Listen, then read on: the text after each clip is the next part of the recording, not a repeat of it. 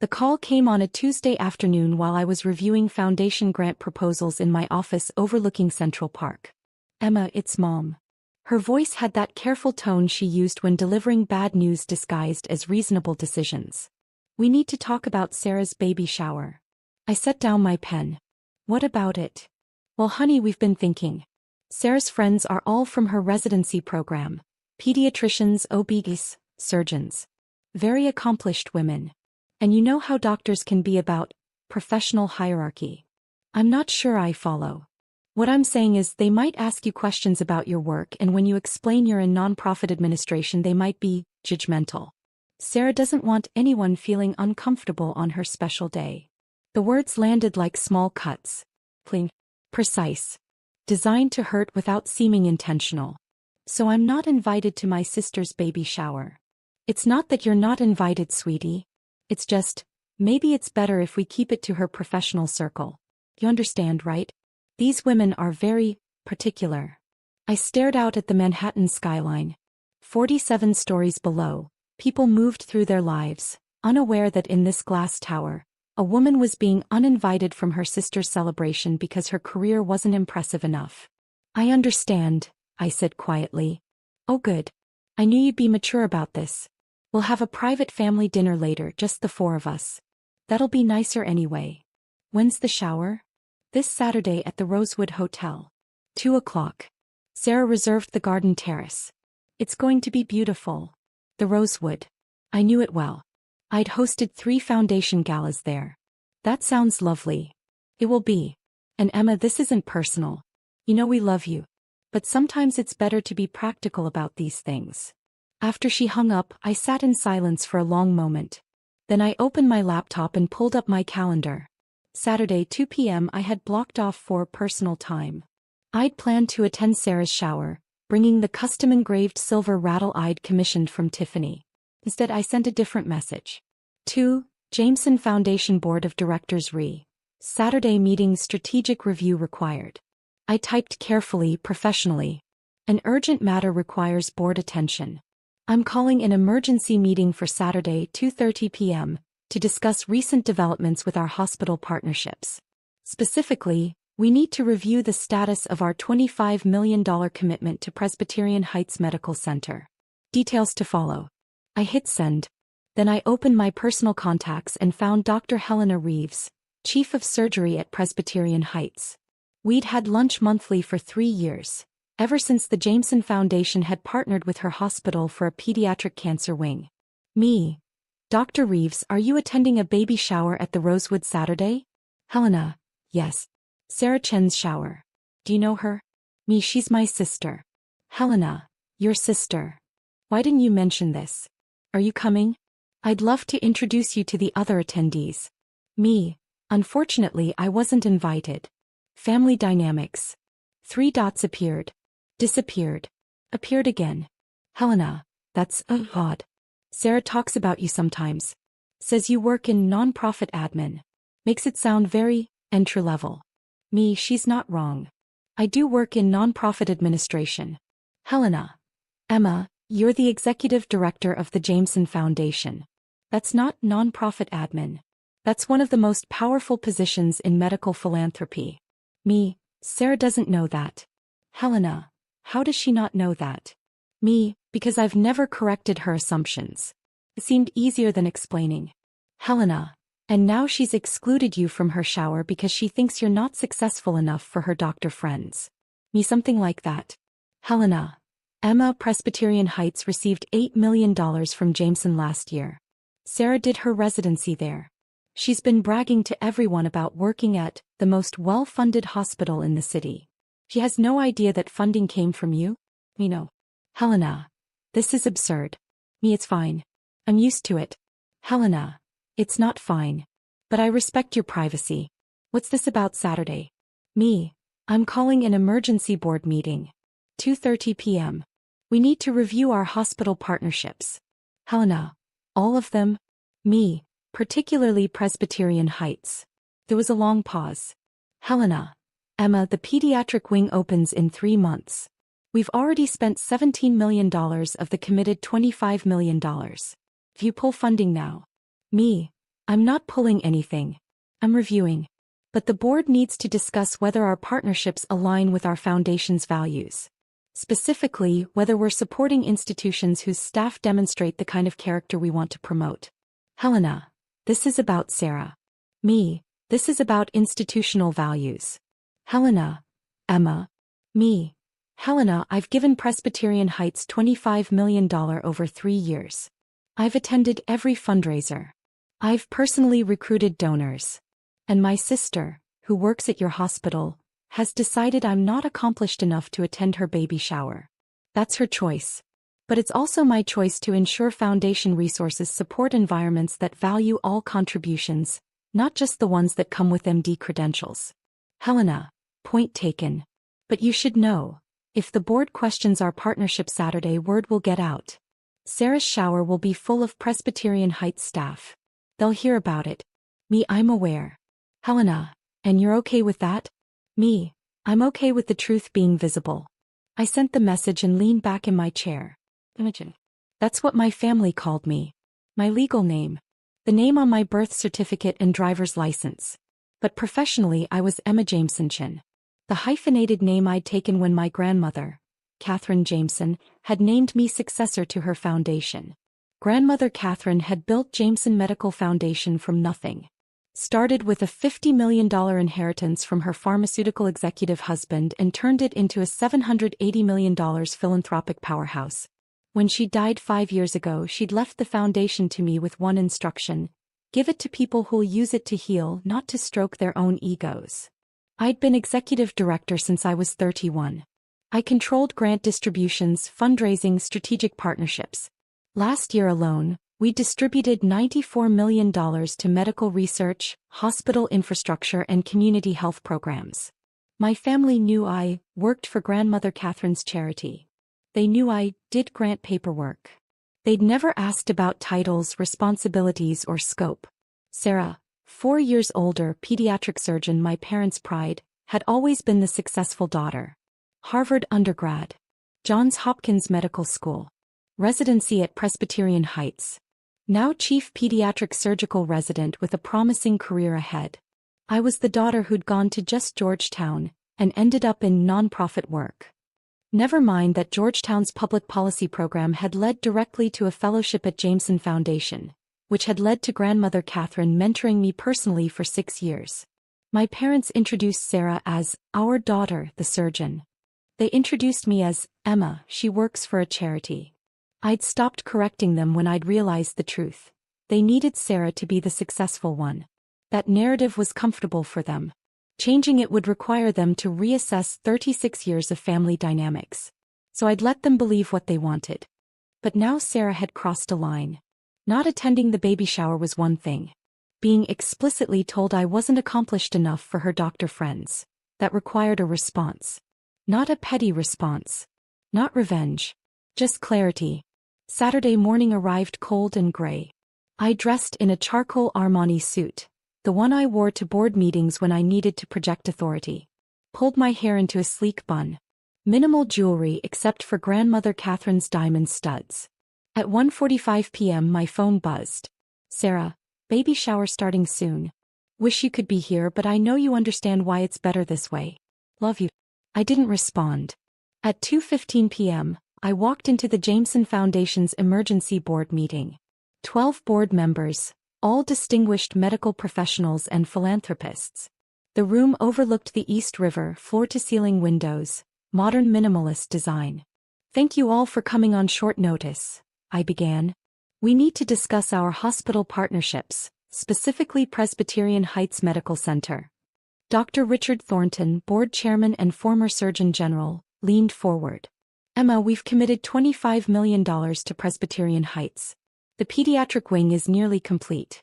What's the concern? The concern is institutional culture.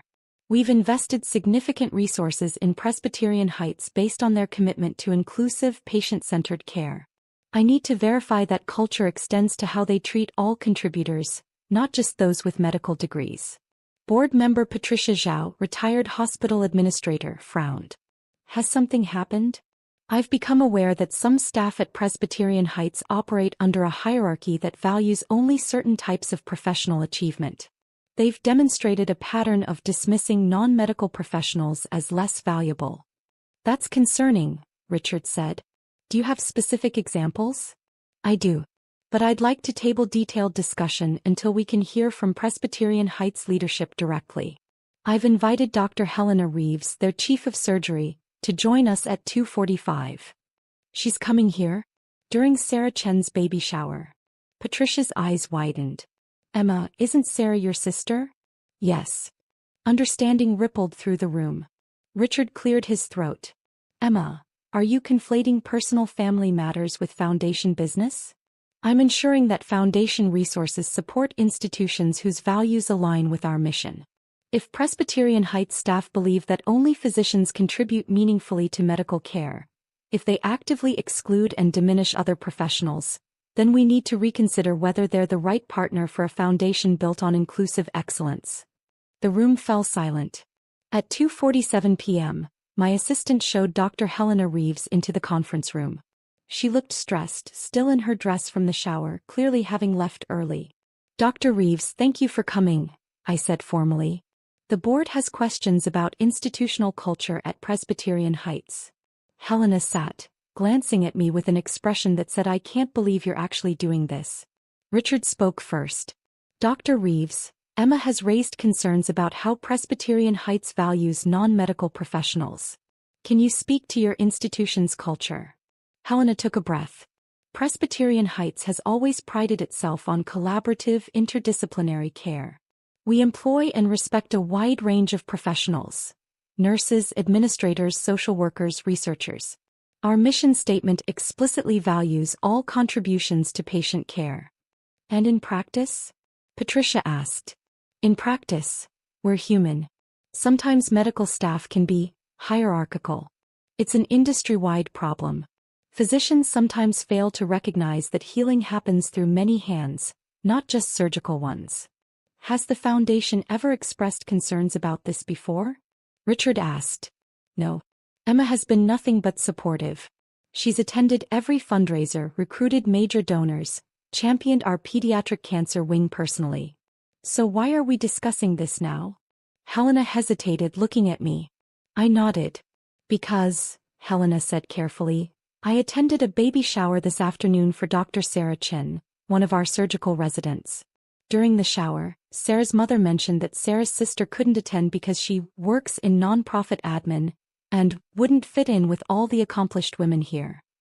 Patricia's jaw tightened. And Sarah's sister is? Me, I said quietly. Sarah's my sister. She excluded me from her baby shower because she believes I'm not successful enough to socialize with her doctor friends. The room erupted. That's unconscionable. She doesn't know who you are? How is that possible? I raised a hand. Sarah knows I work for the Jameson Foundation. She's never asked about my role. She assumes I process grant applications or file paperwork. I've never corrected her. Why not? Richard demanded. Because my family needed me to be less successful than Sarah. That was my assigned role. Correcting them would have disrupted their entire family narrative. So you funded her hospital instead? Patricia's voice was sharp. I funded a hospital that does excellent work. The fact that Sarah works there is coincidental. But her attitude, the dismissiveness toward non-medical professionals, the assumption that only physicians contribute meaningfully, that represents a cultural problem we should consider. Helena spoke up. If I may, this afternoon at the shower, several attendees made comments about lesser professions and people who couldn't cut it in medical school. The attitude Emma describes is real. It exists in our institution. And you're the chief of surgery, Richard said. What are you doing about it? Honestly, not enough. I've focused on clinical excellence and assumed cultural issues would sort themselves out. Today made me realize they won't.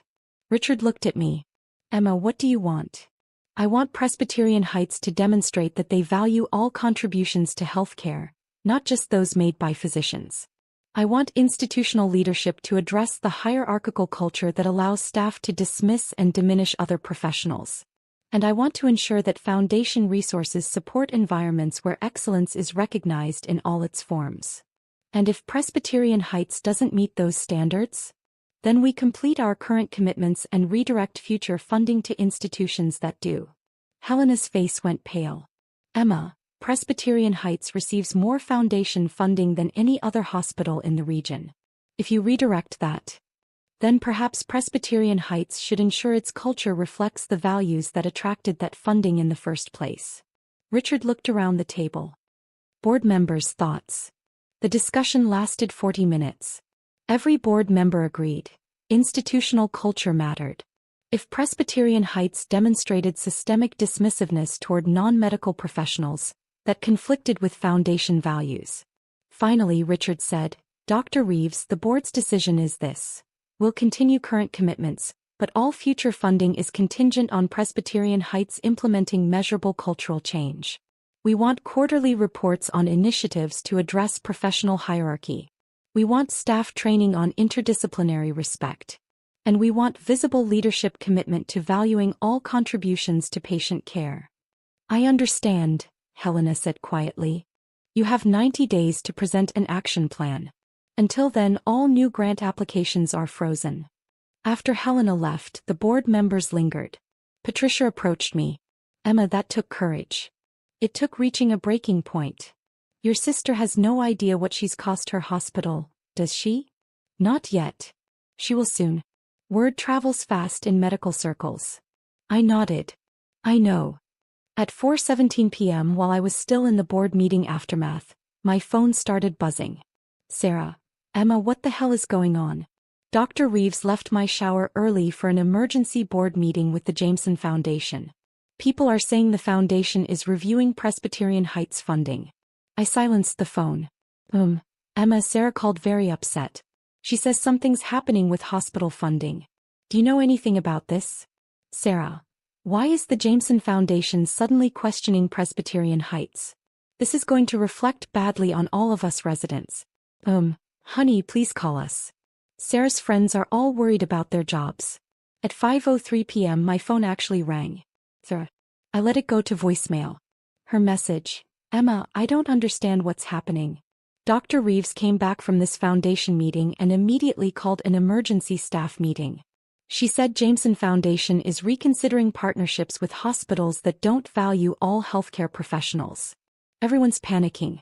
Do you know anything about this? You work there, right? Can you find out what's going on? I deleted the message. At 6:42 p.m. another voicemail from Mom. Emma, this is getting serious.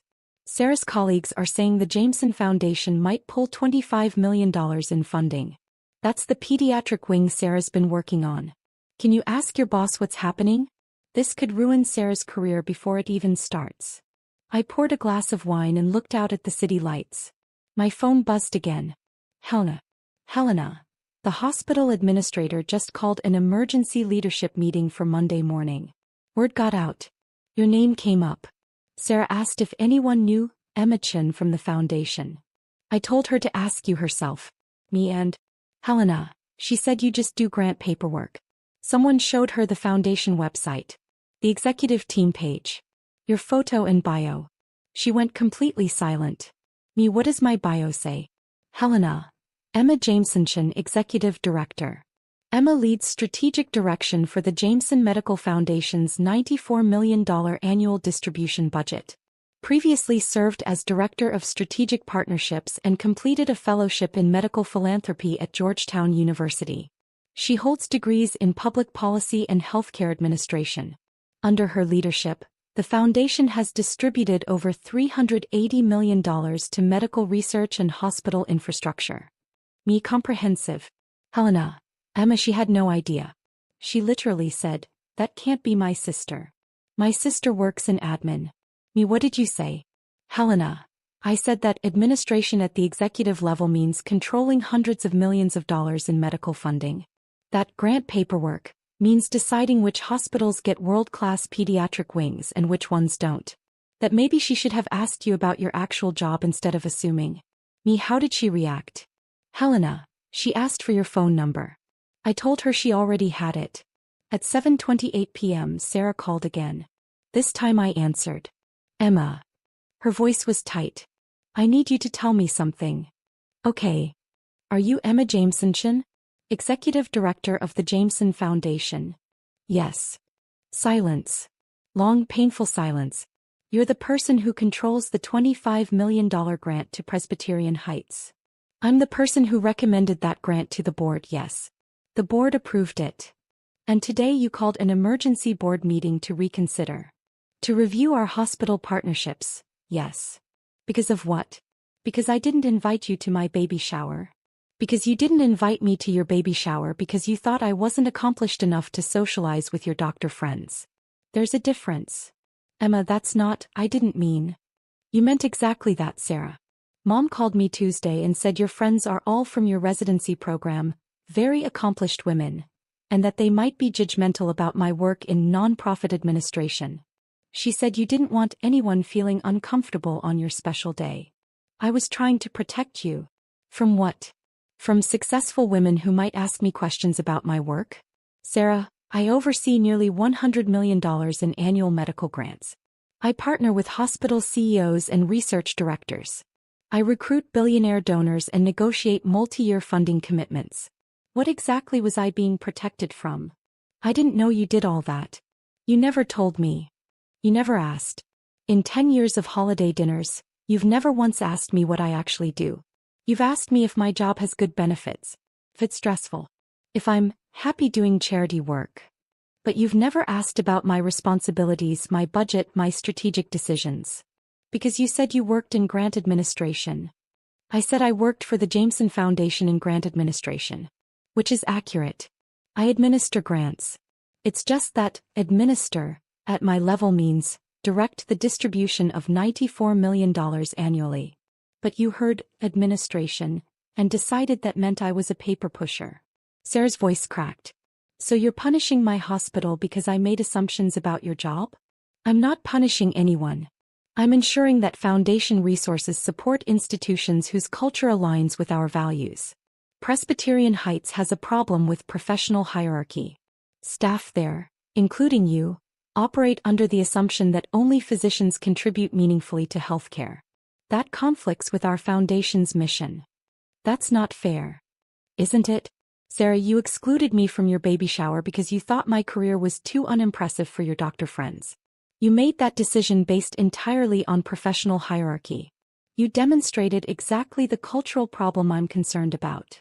Emma, if the foundation pulls funding, the pediatric wing won't open. I've been working on that project for a year. It's going to be my specialty focus. Then maybe Presbyterian Heights should demonstrate that they value all the people who make that wing possible. The administrators who coordinate construction. The fundraisers who secure donations. The grant directors who approve funding. The foundation executives who champion the project. Not just the surgeons who'll work there. You're being vindictive. I'm being consistent with foundation values. There's a difference. Emma, please. This will ruin my career. Everyone knows the pediatric wing is funded by Jameson Foundation. If that falls apart, it reflects on all of us residents. Then work with Dr. Reeves to change the culture. Show institutional commitment to valuing all healthcare professionals. Demonstrate that Presbyterian Heights recognizes excellence in all its forms, not just those that come with MD credentials. I can't believe you're doing this. I can't believe you thought so little of my career that you excluded me from your celebration. But here we are. She hung up. Monday morning, I arrived at my office to find 17 missed calls from family members. I ignored them all. At 10:15 a.m., my assistant buzzed. Miss Jameson, there's a Sarah Chin here to see you. She says she's your sister. She doesn't have an appointment. I checked my reflection in the window. Perfect posture. Professional. Composed. Send her up. Sarah walked into my office and stopped dead. Took in the view, the artwork, the mahogany desk, the photos of me with hospital administrators and Nobel laureates. This is your office, she said. Yes. It's huge. Executive director offices tend to be. She walked to the window looking out over Central Park. I had no idea. I know. Emma, I came to apologize. For what specifically? For not inviting you to my baby shower. For making assumptions about your career. For not knowing who you actually are. Those are three separate apologies. Let's take them one at a time. The baby shower, do you understand why that hurt? Sarah nodded, tears forming. Because I excluded you based on professional snobbery. I decided you weren't successful enough to be around my friends. That was cruel. Yes, it was. Next, the assumptions about my career. Do you understand the problem there? I never asked you what you actually did. I heard nonprofit and administration, and assumed it meant entry-level work. I never verified. I never showed interest. And the last one, not knowing who I am? I've been your sister for 36 years and I have no idea what your life actually looks like. What you've accomplished. What you do every day. I've been so focused on my own career that I never bothered to understand yours. Why not? Sarah sat down heavily. Because it was easier to be the successful daughter if you were the less successful one. Because comparing myself favorably to you made me feel better about my own achievements. Because I needed you to be smaller so I could feel bigger. The honesty was startling. Thank you for saying that, I said quietly. It doesn't make it okay. No. But it's a start. Emma, the hospital is in crisis. Dr. Reeves held an all-staff meeting this morning. She explained that Jameson Foundation is reconsidering partnerships with institutions that demonstrate professional hierarchy. She said that one of our own residents had excluded her sister from a celebration specifically because the sister worked in just administration, not knowing that sister controlled the foundation funding our expansion. And how did people react? Horror. Shame. Immediate recognition that we have a culture problem. Dr. Reeves announced mandatory training on interdisciplinary respect. She's forming a committee to review institutional attitudes toward non-medical professionals. She made it very clear. If we don't change, we lose funding. Good. But Emma, I'm the reason this happened. Everyone knows it was my baby shower. I've become the face of everything wrong with our culture. Is that fair? Completely. I demonstrated the exact problem. And now I have to live with the consequences. We sat in silence. Finally, Sarah said, what do I need to do to fix this? Personally or professionally? Both. Personally, you need to actually get to know me. Not as the less successful sister, but as an actual person with an actual career. That means asking questions. Showing interest. Treating my work with the same respect you want for yours. Done. What else? You need to sit with the discomfort of realizing you were wrong about me. Not rush past it. Not make it go away quickly. Actually feel it. I'm feeling it. Good. Professionally, you need to be the loudest voice in changing Presbyterian Heights culture. Use your status as chief resident. Make it clear that professional hierarchy is unacceptable. Lead the change. I will. And Sarah, you need to understand something. I didn't pull funding out of petty revenge. I pulled it because you demonstrated a fundamental misalignment between your institution's stated values and its actual culture. If Presbyterian Heights is going to receive foundation support, it needs to deserve that support. I understand. Do you? Because this isn't about you and me. This is about whether hospitals value all the people who make healing possible. The researchers, the administrators, the fundraisers, the policy experts. If medical institutions only celebrate physicians, they're missing half the equation. Sarah nodded. You're right. And we've been wrong. I've been wrong. Yes. You have. Can I ask you something? Go ahead. Why didn't you ever correct us? Why didn't you make us see you? I thought about that. Because fighting for recognition is exhausting. Because I was tired of justifying my worth.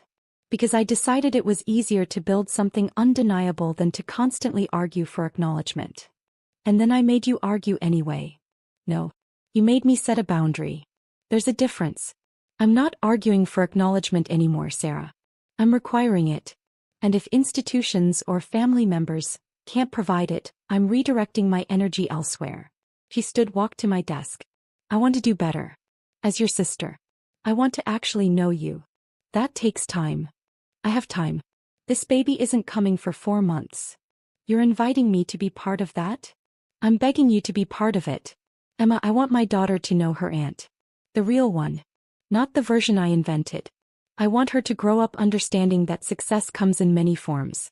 That leadership isn't just about surgical skill. That the woman who funds pediatric wings is just as important as the woman who operates in them. Something in my chest loosened. I'd like that, I said quietly. Can we start over? Actually start over. We can try. Sarah pulled out her phone. Tell me about your work. Really tell me. I want to understand what you do every day. So I told her. About the grant review process. The strategic partnerships. The donor cultivation. The foundation board meetings where we decided which medical innovations deserved funding.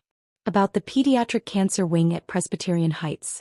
How I'd personally recruited 3 major donors. How I'd championed the project through 2 years of foundation reviews. How I'd negotiated the $25 million commitment. About the other hospitals we supported. The research labs. The community health programs. Sarah listened. Really listened.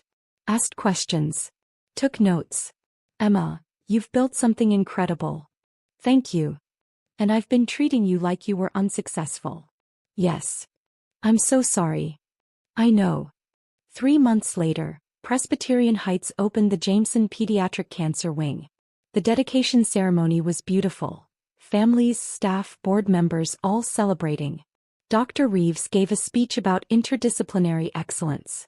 About how healing required collaboration between physicians, nurses, researchers, administrators, and philanthropists. About how the wing existed because of contributions from dozens of professionals, not just surgeons. Then she introduced me. I'd like to recognize Emma Jameson, Executive Director of the Jameson Foundation. Without Emma's vision, fundraising, and strategic leadership, this wing wouldn't exist. Emma, would you say a few words? I stood at the podium looking out at the crowd. My family sat in the front row. Mom, Dad, Sarah holding her newborn daughter. When we fund medical infrastructure, I began, we're not just building walls and buying equipment. We're investing in possibility. In the chance that a child diagnosed with cancer will find hope. In the belief that healing happens when talented people work together toward a common goal. I paused, looking directly at Sarah. This wing exists because of physicians who treat with skill and compassion. Because of nurses who provide round-the-clock care. Because of researchers who develop new protocols. Because of administrators who coordinate complex systems. Because of donors who believe in the mission. And because of foundation staff who champion these projects. Every single person in this chain matters. Not just the ones with the most visible roles. Not just the ones with MD credentials. Everyone. And when institutions recognize that, when they truly value all contributions, that's when extraordinary things become possible. The applause was warm, genuine. After the ceremony, Sarah approached with her daughter. Emma, I'd like you to meet Catherine. Named after grandmother. I looked at the tiny face, the alert eyes. Hello, Catherine, I whispered. I want her to know her Aunt Emma, Sarah said. The real one. The one who builds pediatric wings and changes hospital cultures and doesn't need anyone's permission to be extraordinary. That's a lot of pressure for an aunt. You can handle it. You're executive director of a $780 million foundation. I smiled. When did you memorize that figure? When I started actually paying attention to your career. Emma, I've been telling everyone about you. At the hospital. At family gatherings. Anyone who'll listen. My sister runs the Jameson Foundation. She's one of the most influential people in medical philanthropy. That's generous. It's true. And I should have been saying it for years. Mom approached, dabbing her eyes. Emma, that speech was beautiful. We're so proud of you. Thank you, Mom. I'm sorry we didn't understand earlier. About what you'd accomplished. We should have asked more questions. Yes.